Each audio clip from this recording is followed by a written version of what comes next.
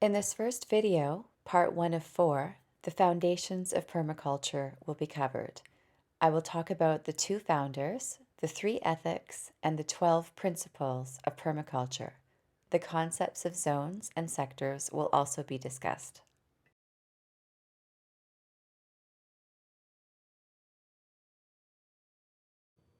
Permaculture is a portmanteau of permanent agriculture. It was started by Bill Mollison, who was a biologist at the University of Tasmania, and his student, David Holmgren, in 1974. It was a response to deforestation, soil erosion, pollution, loss of biodiversity, and the negative effects of industrial agriculture.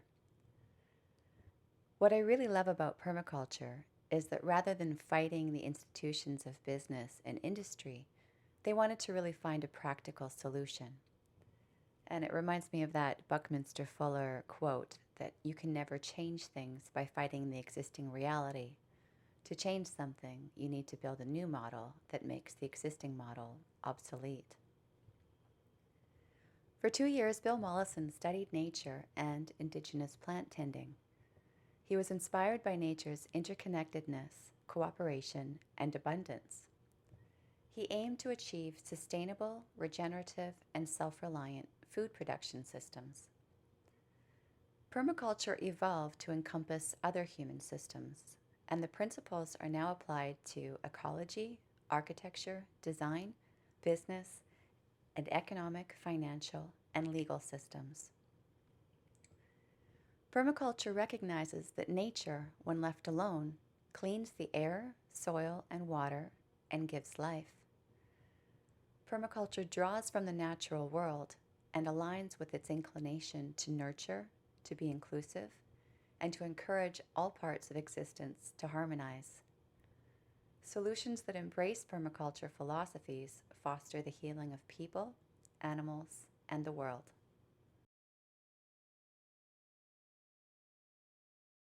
Here's a picture of the founders and a quote by Bill Mollison. The overall aim of permaculture design is to produce an efficient, low-maintenance, productive integration of plants, animals, structures, and humanity, with the ultimate result of on-site stability and food self-sufficiency in the smallest practical area. The aim is also to plan for craft or other products on larger areas that yield a trade or commercial potential for clients. The design should aim for a total, secure, long-term integration of all elements. Stability and diversity are the key notes. Conservation of soil, water, and energy are central issues. The system combines rational landscape design, organic gardening methods, and alternative energy systems into a unified design encompassing many trades, skills, and disciplines.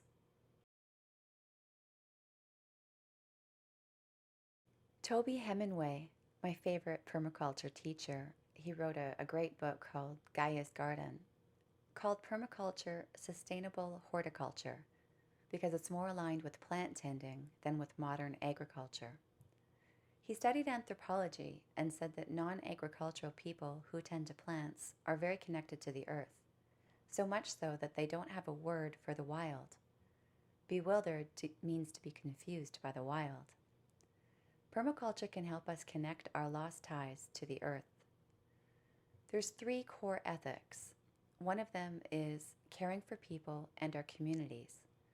This involves choosing the right livelihood. It promotes living with voluntary simplicity, thinking locally, thinking slow, nutritious food, and it's also involved in democratic decision-making. I believe spirituality is also promoted through permaculture's recognition of the connection of all things. Earth care is another of the ethics, and permaculture mimics ecosystems. It plays a role in remediation and regenerative systems. It aims to produce no waste. There's thought and care for the future, habitat preservation, and respect and reverence for life's interconnectedness and oneness. Sharing the surplus is another ethical principle.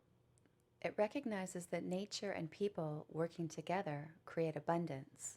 So it's important that there's no hoarding, that the abundance can flow, that source can flow. Permaculture promotes cooperative, ethical business that considers all. Asking yourself, does this action care for the earth? Does it care for the people? Does it return the surplus to the people and earth?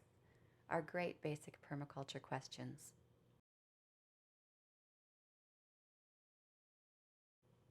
Permaculture has 12 principles.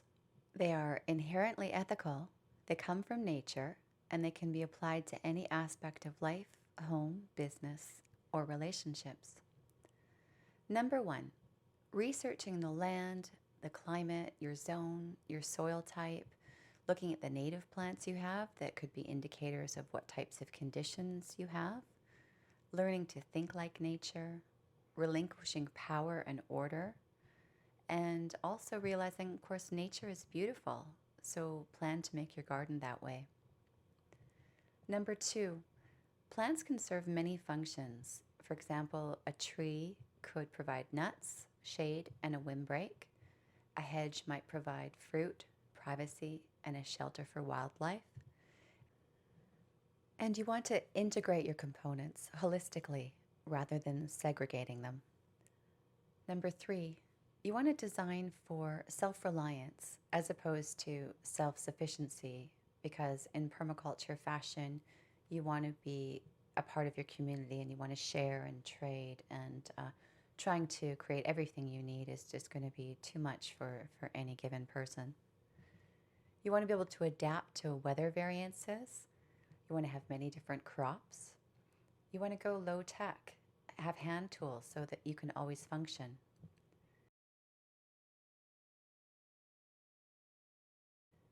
Number 4, permaculture is all about polycultures, not monocrops. Variety really is the spice of life. You want to tolerate and embrace weeds, or otherwise known as volunteer plants, and let your garden naturalize to a certain degree. Number 5 involves very intensive planning and considering placement. For example, you might want to put a chicken coop next to a greenhouse to warm it and provide fertilizer. You might want to put a sauna right inside your greenhouse as well to warm it. And you want to work from larger patterns to detail. Number 6, you want to get away from unsustainable industrial systems. Regenerative systems, such as living fences, are much less work and cost over the long term.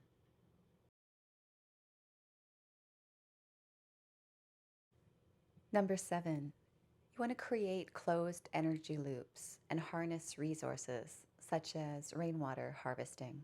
You could do this through the use of swales or ponds, recycling gray water, using gravity to feed water. You also want to conserve your energy with things like chop and drop comfrey and composting in place. Number 8, pioneer species prepare the soil for the next stages. You might want to take advantage of this and use things like nurse trees to raise your younger trees. You also want to adapt to natural change and accept the feedback from nature. Number 9, you want to work within your means, use long-term planning, and just evolve slowly over time, doing less and working smarter.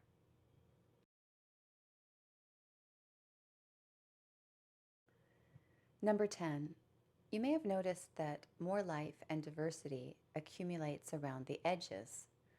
These might be forest edges, estuaries, water, or roadways. So you want to maximize this edge effect by using wavy borders, spirals, or ponds. Number 11, the problem is the solution is a really popular permaculture quote. Composting food scraps, even using composting toilets, is a great idea. You can learn what type of weeds that you have that you can eat. If you have snails in your garden, you might want to invite ducks. And you want to recognize that everything in nature is recycled. Nothing is waste. Number 12, you want to obtain a yield. You might do this by supplementing by eating some wild foods, using all the possible layers for growing. We'll get into that in a little while. You want to stagger your yields seasonally, and of course, share any surplus.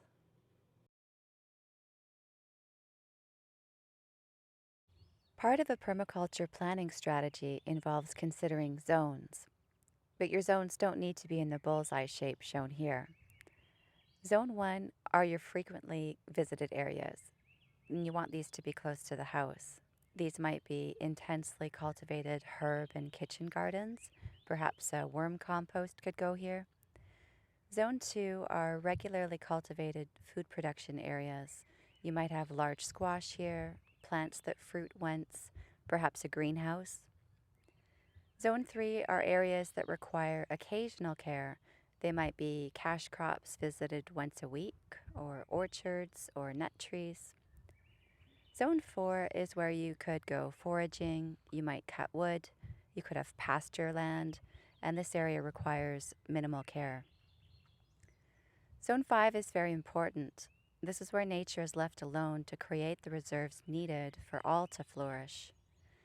This is where you want to let the production of bacteria, molds, and fungus take place undisturbed. And this is the place to observe and just get inspired. Permaculture zones can be adapted to an urban living environment. Zones can be used as a way to meet food needs in the city and promote community and regional self-sufficiency. Zone 1 might be your garden, maybe your yard or pots on your balcony. Zone 2 could be your community gardens, your neighbor's garden, where you might trade food with them, or unused public spaces like churches or abandoned areas. Zone 3 could be farmers markets, where you can actually meet the people growing the food. Zone 4 could be regional local markets. Zone 5, finally, could be the chain supermarkets that bring food in from a long distance. Sectors are invisible influences on your site. You want to map where the sun and shade is throughout the seasons. There's apps that can tell you where the sun is at various times of the year. I use one called Lumos. You want to determine where water flows and collects. You want to note where fire zones might be, such as steep areas where fire could spread quickly uphill, and you might want to build a fire break. You want to determine cold areas, such as any low areas where cool air could collect, and also map any microclimates you have. You can apply sectors to influences in the city as well. These could be artificial light, unattractive areas, easements, laws, even expenses. You can choose to block, channel, or open a sector up. Permaculture recommends that you study land for 1 whole year before working on it. You should list the functions and properties of all elements, look for connections between them, and ways the principles can be applied.